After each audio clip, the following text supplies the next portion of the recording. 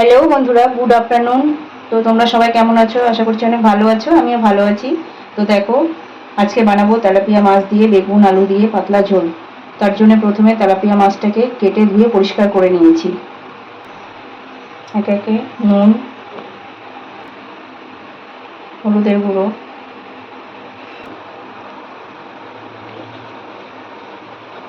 ভালো করে মাখিয়ে নেব।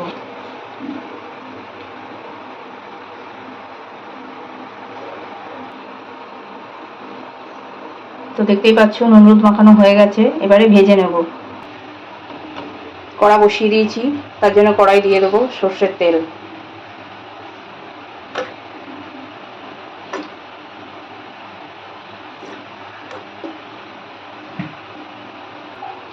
এবারে তেল গরম হয়ে গেছে, একে একে মাছগুলো দিয়ে ভেজে নেব ভালো করে, লাল লাল করে।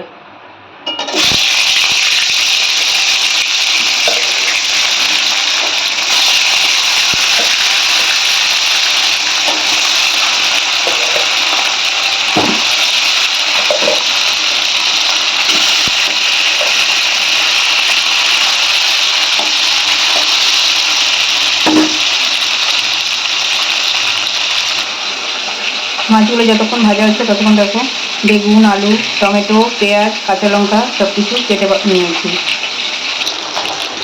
তো দেখো মাছটা একটু ভাজা হয়ে গেছে, বা মাছটাকে আলতোভাবে উল্টে দেবো।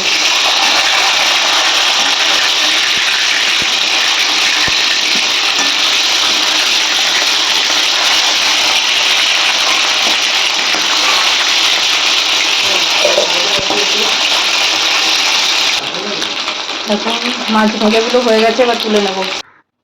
তো দেখুন মাছ ভাজা হয়ে গেছে। এই তেলে কালো জিরে ফোড়ন দিয়ে দেবো একটু। দেখো ফোড়ন দিয়ে আলু দিয়ে দিয়েছি, আলু দিয়ে একটু হালকা লাল লাল করে ভেজে নেবো। এবারে কুচানো পেঁয়াজ আর কাঁচা লঙ্কাটা দিয়ে দেবো।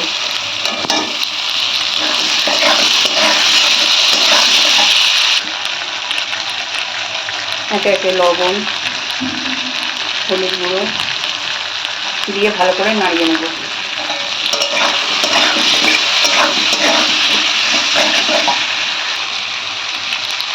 এবারে 1 চামচ আদা রসুন কাঁচা লঙ্কা বাটা দিয়ে দেবো। তো দেখুন আলু একটু ভাজা ভাজা হয়ে গেছে।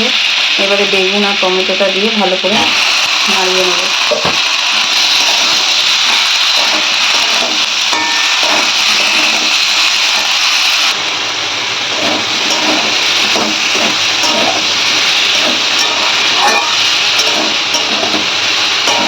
তো দেখুন ভালো করে কষানো হয়ে গেছে।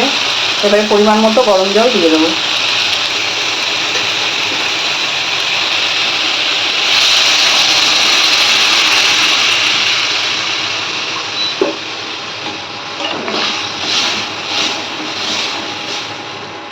ব্যাস, এবার ঢাকনা বন্ধ করে রেখে দেবো 10 মিনিটের জন্য।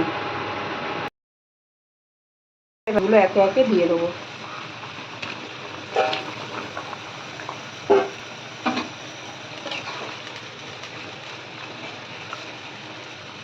দেখুন খুব সহজে খুব কম মশলায় আমাদের তৈরি হয়ে গেল বেগুন আলু পাতলা ঝোল তেলাপিয়া মাছ দিয়ে।